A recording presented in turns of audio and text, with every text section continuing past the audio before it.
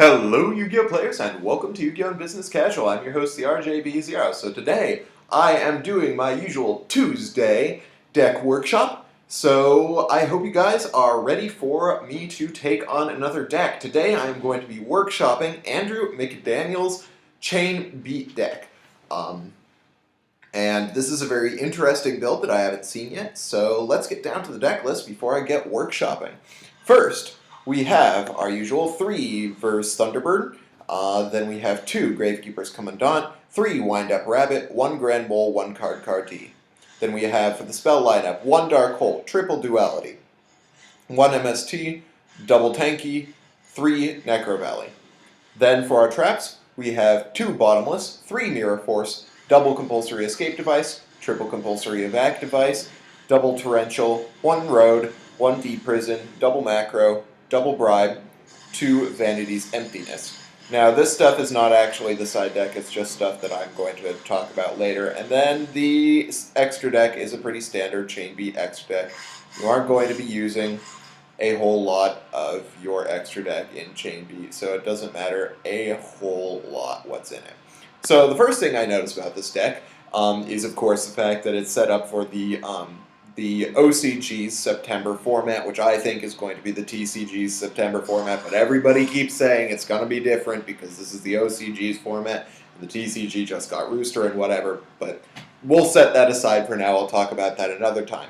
The other thing I notice right off the bat is this is a little bit of a departure from your usual Chain Beat deck, this format. Instead of using Black Garden, Andrew McDaniel's chooses to use Necrovalley, which I think is very interesting. Necrovalley is powerful against 3-Axis Fire Fist, against Fire Kings. It's powerful against spellbooks and dragons. Even though you're not going to be seeing a whole lot of dragons, you're still going to see that Dragon Plants build coming out soon. It's good against Psychics, Infernities. There are just a lot of good things coming from Necrovalley this format. So it's an interesting choice. It is a little iffy in combination with Macrocosmos, but I'll get to that later. So let's go down the monster lineup and see if there's anything that I would like to change from the monster lineup. Really, in all reality, I think this monster lineup is pretty solid. The one thing that I'm a little iffy on is the only having 1 Card D, and I'll get to that in a little bit. On the spell lineup, I'm equally pretty impressed with the spell lineup. The one thing that I would actually change is going to be a little bit out of left field. I might take out 1 Tenki, because think about it, you've got triple Duality and a Card D, and I might be adding 2 more Card Ds later. And with that, it's highly likely that you're going to end up with a Rabbit and a Tenki in your hand, especially if you've got the 2 Tenki and the 3 Rabbit. So when you've already got a Rabbit, and Rabbit is the only target for your Tenki, especially since you have Macro in the deck, so you aren't going to be using Bear all that much, wouldn't you rather have something other than the Tenki to use when you've got the Rabbit already in your hand? And I think that that's highly likely to happen if you've got Duality. If you've already got a Rabbit in your hand, why would you want to Duality into a Tenki? There's just... 1 Tenki is good. I think 1 Tenki adds more speed to the deck, makes it more likely that you open with a monster, so I like that. But the second Tenki, it strikes me as there are better things you can run. So I'm going to take out 1 Tenki. Now the trap lineup is always where I get on people's cases about Chain Beat decks, because I'm very particular about my trap lineup when it comes to Chain Beat. So the first thing I would change is the triple Mirror Force. I know that you can, but it doesn't mean that you should. I think I don't like Mirror Force. I don't like it at all personally. I think that 1 could be good. It's a tech choice, but 2 is excessive, and 3 is just like totally off. Just no, because Mirror Force is slow, which is bad for Chain Beat. Chain Beat does not like slow cards. You might get the +1 off of it, but then after that, your opponent is going to be playing around it, which means that you're only going to be getting 1-for-1s off of that Mirror Force, if not losing cards because they lance a monster, having expected the Mirror Force, and they still manage to run over your Rabbit or your whatever. So I don't like 3 Mirror Force. 1 is good. I don't like 2, I don't like 3, so I would take out the double Mirror Force. And I would leave in 1. Other than that, seems pretty good, except the D-Prison, I don't like. If you're already, like, I don't like Mirror Force, I like D-Prison even less. There are formats in which D-Prison is much better than Mirror Force because of things like Dragasack and cards that, that can be protected from destruction, and it's nice to just get them out of the way. It could be good against Fire Kings for getting rid of that Garunix, but if they've got Circle in their hand, D-Prison is just going to be totally irrelevant anyway. So I'd say that I don't like the 3 Mirror Force. I really don't like also having a D-Prison, but that's just personal preference. Next, and this is the interesting thing, I'd like to talk about Dark Bribe, because this is the guy who actually recommended that I start running Dark Bribe in my Chain Beat decks. Previously, I have never liked Dark Bribe, and I'm not going to like it for next format, and I'll get to that in a second. But Dark Bribe is a card that is in every way counteractive to the Chain Beat strategy, which is just use your cards only when necessary, and only use cards that won't lose any advantage for you.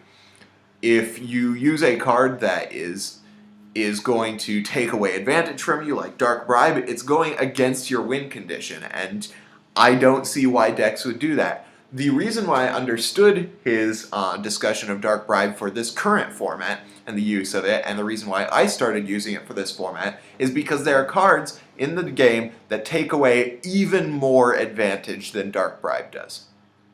Those are cards like Super Rejuvenation and Spellbook of Judgment, and it makes sense to be running a Dark Bribe just to make sure that you can get those cards out of the way. 2 Dark Bribes, especially for next format, when we have nothing nearly as broken as Spellbook of Judgment or Super Rejuvenation, it just seems like a bad idea to me. The majority of things you're going to want to get rid of with Dark Bribe are monster effects. Or not with Dark Bribe, but in general, the majority of really hard-hitting cards in this next format are monsters. Things like Spirit of the Fire Fist Spirit, Brofist Bear, Garunix, Yaksha, Infernity Archfiend. Things like that are things that you're going to want to negate, and they're monsters. Those are the biggest problems you're going to run into, are going to be monster effects. So I'd say that Dark Bribe is good for this format because the 2 spells that are crazy, that, are going to lose you even more advantage than a Dark Bribe would. But for next format, 2 Dark Bribes really seems like way too many. Which brings me to my next question. Where are the Solemns? Solemns are like Dark Bribe, but they don't require you to lose any advantage. Yes, they lose you life points, but in this deck, life points aren't that much of an issue most of the time. Why? Because look at all the removal you have. You do not need to protect your life points that much. So, Solemns are, in my opinion, a no-brainer. If you don't have Solemns in your deck, either it's like one of those MASH decks, like, I don't know, there are Mermail decks that don't use their Solemns or whatever. But in a deck like this, where your back row is so important, and where stopping play is so important, there is no reason to not be running Solemns. So I'm going to put Solemns in there right off the bat. Before I even go into my other card recommendations, I am replacing the Dark Bribes with Solemns. You've clearly made this deck for next format, and I understand your reasoning with using Dark Bribes for this format, but when you're preparing for next format, it just isn't going to do you. In my opinion, it isn't going to do you any good, and in fact, you're going to wish that you had the Solemns instead of the Dark Bribes going into next format. So let's go down the list of my card recommendations. We start with the double card D. It adds advantage to the deck. Since this deck doesn't absolutely require monsters to be on the board in order to function, eventually you do need them, but right off the bat, you don't need those monsters. Having a card D is really, really nice, and you can you can hold field presence in this deck without having special summon because of your dodgy monsters not special summoning. You can bring them back and then card D, and you've still got a field of monsters. You won't be as vulnerable. I think card D is fantastic for this deck because it allows you to build up advantage and gain resources earlier on in the game and continue to gain those resources later on in the game with little to no risk. So I definitely recommend the double card D. The next thing is I'm going to be talking about some Gravekeepers. Because you're running Necrovalley, we're going to talk about Gravekeepers. First, the third Gravekeepers Commandant. I always liked the redundant Gravekeepers Commandant in my decks because I used to be a big Malefic player. It was always a personal preference of mine because the worst thing that could happen to you, if you've got a commandant, is to have a 2100 beater available because of Necrovalley. If you've already got your all three of your Necrovalleys, if you've got that Necrovalley on the board and you don't need to get any more, you've got a 2100 beater in your hand. Like, how cool is that? So, I've always kind of liked the redundant Gravekeeper's Commandant, but with so little space in this deck, it might not make the most sense. The next thing is the standard Gravekeeper Engine, with 1 Gravekeeper's Descendant and 3 Gravekeeper Spy. Spy is a powerful floater, which allows you to get Descendant, which under Necrovalley is a 2000 beater with the ability to create spot removal. So that's a fantastic +1 you can get off of the Gravekeeper Spy. It does take up a ton of space for the deck, but I'd say that it's something you should definitely try out. If I'm running Necrovalley, I like to be able to use Necrovalley at its best. So I'm not necessarily recommending that you really, really should put the Gravekeeper Engine in your deck, but I definitely say that you should try it out. And if anybody wants to mess around with this particular variation on Chain Beat, I'd say try it. Just mess around with the Gravekeeper's Engine, see if you like it or not. It's something I'd like to try. And then, of course, once again, we have Necrovalley. We might as well try out some Malefics. If you've got a card that is as powerful as Necrovalley and doesn't hurt you like a Black Garden would by if you put a Malefic Cyber End Dragon on the board on top of Black Garden, it isn't bad, but it's definitely not like putting a Cyber End Dragon on the board with Necrovalley out and being able to take out half your opponent's life points in one swing. So once again, you might want to experiment with Malefics. And then double Ryo because, Ryo's good. Especially in next format when there will be so much dependence on ability to search. In Fire Kings, in Psychics, more so in Psychics' ability to stop inherent summons. But, Fire Kings, 3-axis Fire Fist, it stops Rooster, and it stops Tanky.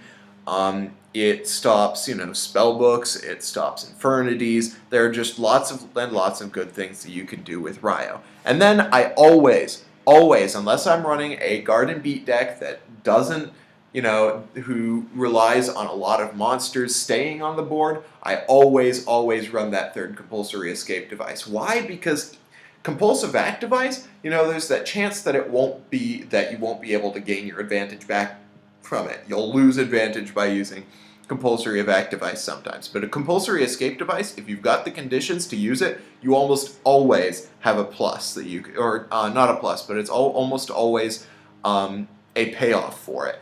And it is instant spot removal. It puts the monster back in the deck, makes them get it again before they can use it.